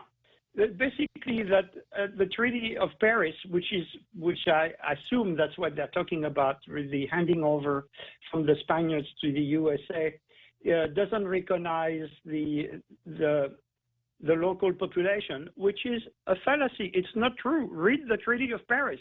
It is not true. So it is fake news. And you think, well, it's wrong. Yeah, it's wrong, and it's dangerous because it's bringing a false narrative. And, as far as your point of view regarding why didn't we have a vote on this earlier? Well, what did the Chamorro representative before World War II and after World War II that went to D.C., what did they request? Did they request independence? No, they request U.S. citizenship. And they request self-government, right? Yes. Am I wrong? No, you're right. So this is what the Chamorro wanted at the time. They didn't want to vote on independence. So if in the 70s, people like you and Underwood decided, oh, well, we want to vote, why don't you put a vote? There was an opportunity to write a constitution for Guam. What did the politicians do? The Chamorro politicians, what did they do? Nothing. They sat on their thumbs. They did nothing. And now they cry. They go to the UN. Oh my God, we are a colony, it's terrible, we are not respected. And then the PDN that rag, because this is what it is, it's a rag, it's not a newspaper, is taking all the points from Underwood and Bevacqua and basically rehashing them. And you find that interesting? I do. You must have I do, studied. because it's been going on for 50 years, Frenchie, and I've been living here. But why has it gone for 50 years, for crying out loud? Because those people love the status quo. They love being victims. They don't want to vote. They knew the federal courts will reject a vote based on race because it goes against the U.S. Constitution. They knew it, but they did it anyway. So you're thinking you're going to have a vote? They don't want one. And the people that are afraid of democracy here is not the one that you think are afraid of democracy. It's the people that are pushing for that narrative. And if you look, Josh was very happy to go to the UN because next year Lou and Josh are going to face St. Nicholas, right? Yeah. And they absolutely need the 5,000 to 6,000 vote of the Underwood Mafia, right? Because those people vote as a bloc. And Josh and Lou have been massaging them since they got elected, before the election, you know. And this is exactly where they're going. It's nothing but an election move to get reelected. And they are so afraid of St. Nicholas. Frenchie, I disagree. I disagree with so many things, the way that you put them. But on this particular point, and actually in conclusion, what you've gotten to, I totally agree. The subject of political status is being used as it's like a fish aggregator. It's a political vote aggregator. Nothing is supposed to be done except to get that block of votes into a over to secure that block of votes for the next election. I absolutely, totally agree with that. Because if something was going to get done, it would be done much more effectively, efficiently. Because I know how to get it done, but nobody wants to hear about it from me. And to do it in a way that gets us beyond this so we can get on with life instead of just shoving this thing like the Agana pool, kicking the can down the road. Because this has been maintained by Guam leaders for 50 years. I've been watching it. And you're right. We didn't get movement at the time when the Northern Marianas was negotiating. We didn't get movement on the particulars of our bill of requests for improvements in our political status because of a difference between the legislature and the governor. Mr. Wampat, I was in D.C. Mr. Wampat was just going crazy because every time they thought they had an agreement and on what to do, somebody would break ranks for political gain in the next election. And it went like that, and it was excruciating because you could see it happen. You could see it build up and then break down, build up and break down. And the feds were happy to just let the blame, just leave it up to the local government and local leaders and local the people to figure this out. And the Northern Marianas came into being, and we were just standing there looking at each other and going, "Oh no!" Northern Mariana also asked us to see if we wanted to join them. Right. Right? Yes, And 1968 and again. What did the population of Guam say? They listened to the. Said no. They said no because of the campaign, and that campaign was led by the political leaders of that time. I watched that too, and it was painful. And So I'd gone to the Northern Marianas the year before. Fault? I'm sorry? Is it the colonizers' fault, or is it our own island government that is unwilling for partisan politics to really tackle the issue? And my take on this. It is the local politicians. It has nothing to do with Washington, D.C. Washington, D.C. doesn't want to make wave. Like Bob likes to say, we are too small and too far away to really be on anybody's radar. Yeah. The only time we become on the radar is when something goes wrong in the region, right? Mhm. Yeah, Or like if now. we need it. But Like, then yeah. when we have a huge typhoon, when we have an epidemic, when we have those things like that, we sure are quite happy to see Uncle Sam. With an Iron And Dome. I would- Just I bring would- your I Iron would Dome love- over here. Huh? Just bring your Iron Dome with you next time you pull in. Well, the Iron Dome is coming. It's here. Apparently, here. they are deploying it Yeah, it's right already now, here. right? Yes, it's already here. It's one of the second best technology we can get, and then maybe they'll bring the rest. It's only one of But, two. It's only one of two that the U.S. owns. It's and they're both considered experimental. And so, that's actually a U.S. Army placement. Frenchie, I've got to take this break, and we've got one more caller waiting. Who commands the U.S. Army Pacific Theater? I'm sorry?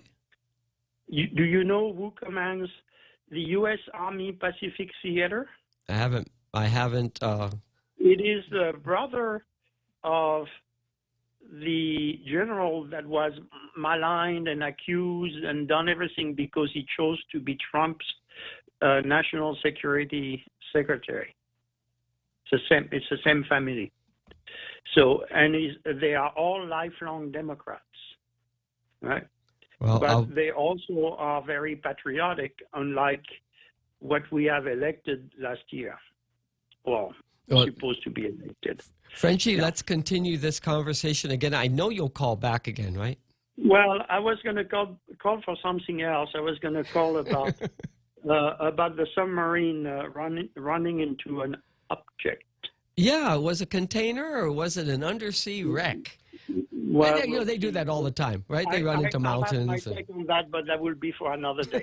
All right. Thank you very much, Frenchie, for the call this afternoon. Bye-bye. And watch for that harpoon because Jose might have put it back up. I have to, live dangerously sometimes. Hey! Yeah. I'm still here. Missed.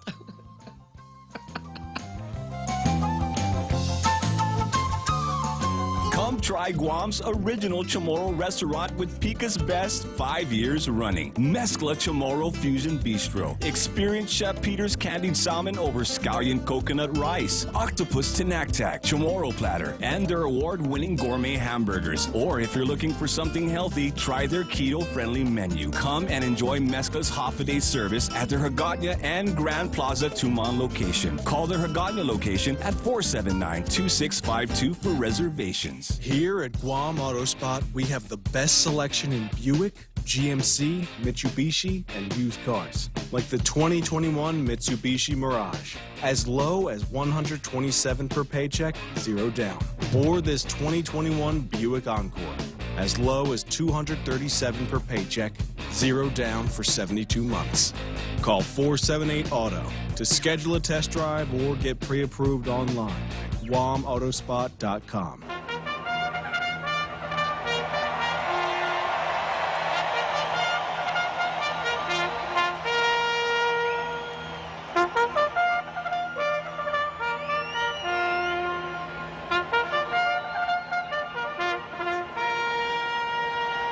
Welcome back to Tall Tales. Thanks for tuning in this afternoon. I'm Daryl Taggarty, sitting in for Bob Klitzkie. And we've got just about another 5 minutes to go here, but we've got another Joe waiting in the wings. And I'd be very happy to find out what's on your mind, another Joe. Well, it's a rich selection of subjects. And I didn't even get to all the subjects I had lined up for today. A bunch of good ones, too. You know what happened? I think Frenchie was trying to explain. So what happened was that you started out with two guys, right? And you both threw your Godzilla into the ring, right? No knives involved, right? That's the main thing. No knives. Just the Godzilla with their spur, right?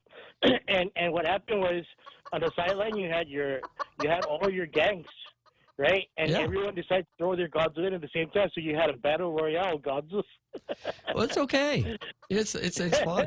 You know, you could just sit And I back think and wait until they fight in the yard, you know, but it's more fun this way. That's nature. That's nature, Daryl. If you Don't tell the my feds. uncle, my family, my elders, they knew the value. They were traumatized. They grew up during they were teenagers during the Japanese occupation, and they always wanted me to give.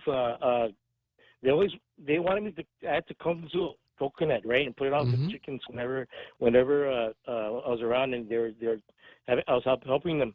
Mm-hmm. So I'm like, why? Is it, no, that's food if you need it. That's right. No, I remember that. I used to do that too at my grandmother's house in San Antonio. You're talking about this demographic change of people, outsiders moving in. That's what I really fear, is the mindset, the paradigm is changing. They don't understand because they did not listen to my uncle. They didn't listen to the teaching. They don't have that knowledge that was passed on. And the younger generation, I don't know what's after the millennials. I think there's a younger generation than the millennials. These kids are clueless because either they're not from here or they didn't spend the time listening to the elders. And you can pick up on it. When you listen to these kids talk, you know who listened to the elders and who didn't. And some of it's respect, some of it's just knowing. and if they talk about the ranch, then yeah, maybe they know something. But anyway, and then you're talking about an object of the submarine bumped into, right? Do they call it an unidentified Boy, that was a turn. swimming object, a USO? Right? At the USO? Unidentified swimming object. It's the opposite of a UFO. Yes. USO. So, unidentified submerged object. Oh, submerged object. There you go. Yeah. So what happened was they had an encounter with an unidentified submerged object. Yeah. Anyway, we'll hear more about that in the near future. Well, you don't want to go blaming the Chinese and start shooting them up, you know, because we could have had a war over that. You know, why would we start like lobbing missiles because of a collision in the South China Sea? We don't know what that was about, but thank goodness we're still standing here laughing about it because it could have been otherwise. We could have really needed that Iron Dome. Half the time we make allies, and the allies we make, we turn out to be opponents. You ever notice that? During the Second World War, right, Japan was allied, the Imperial Japanese Empire was allied with the fascist Nazi regime. Right. And the irony was that the Nazi regime was elected into office as an opponent of the communists. We ended up being allied with the communists. What do they call Uncle Joe, right? Yeah. Joseph from Stalin. Russia. Yeah. It's Uncle Joe Stalin and Mao, right? So what after we beat the Imperial Japanese, dominant militaries, the Imperial Japanese and the Nazi regime, two cultures that are very similar. They're very industrious, very studious, very intelligent people, the Japanese and the Germans. You cannot ignore them ever because they're so intelligent and they're so productive. But the thing is, they don't have resources, so they have to get the resources from somewhere else. Now, where are you going with this, Joe? Because I have less than a minute. I got to wrap it up, right? I know, right? So we have to. These are old lessons going back 40, 80, 100 years that these kids are not aware of, and we got to keep track of the kids because they're being influenced by the neo-Marxists, neo-communists, and that's what we're seeing, and anarchists. So the Antifa. I'm worried. I'm not worried so much about, like you said, it's a process. It's not so much the result of the euro. It's a process that supports democracy. What I'm worried about is the influences behind the scenes we're not seeing, right? With the Marxist communists and the anarchists, Antifa, and all these other people within the Democrat brain. And we still have freedom of speech. So, Joe, we're going to have to leave it there. But thank you very much for your call this afternoon. And that'll do it for Tall Tales for Monday, the 11th of October. I didn't even have a chance to wish you a happy Republic of China Founding Day. Our friends in Taiwan, democracy in China. celebrated their anniversary yesterday. It's 6 o'clock and time to make way for other programming. I'll be back tomorrow afternoon. I'm Daryl Taggarty, sitting in for Bob Klitzkie.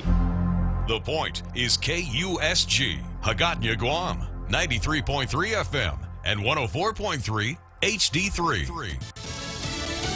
The situation at the border continues. Fox News, I'm Mary Corsetti. Despite warnings from the Biden administration telling migrants that now is not the time to come to the U.S., thousands are still making the dangerous journey to the U.S.-Mexico border. We're now pushing 7 months of this border crisis, and this administration really hasn't shifted their strategy in any way, shape, or form. And what that means is the conditions here on the ground really haven't changed either. Texas state troopers, as they were on the hunt for human smugglers in the area, they are all over the place as they were pulling over vehicles and arresting people. Once these immigrants cross the border illegally, they get picked up by smugglers and they get taken further inland to cities like Houston. So what state troopers do is they position themselves along the highways and look for what they call load vehicles. They look for the frames of those vehicles to be riding lower to the ground, meaning there's possibly human cargo inside because of the weight. So these troopers are arresting smugglers all the time. Fox's Bill Malusian. Meanwhile, 2 strong earthquakes struck off the coast of Big Island in Hawaii on Sunday. Officials say the first quake had a magnitude of 6.1 and struck about 17 miles south of Nalehu. The agency says a 6.2 magnitude earthquake struck about 20 minutes later in the same area. The National Weather Service in Honolulu said there was no tsunami threat. No injuries were reported. Plus, as the manhunt for Brian Laundrie continues, Gabby Petito's family is speaking out about her tragic death. Gabby Petito's mother, Nicole Schmidt, remembers the moment she feared the most.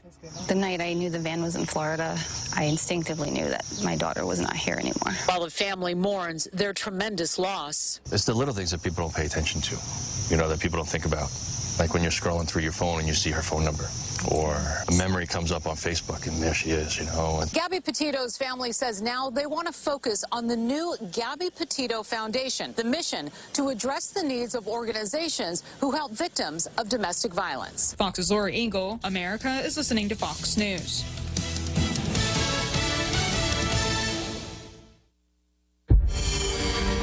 Fox News celebrates 25 years.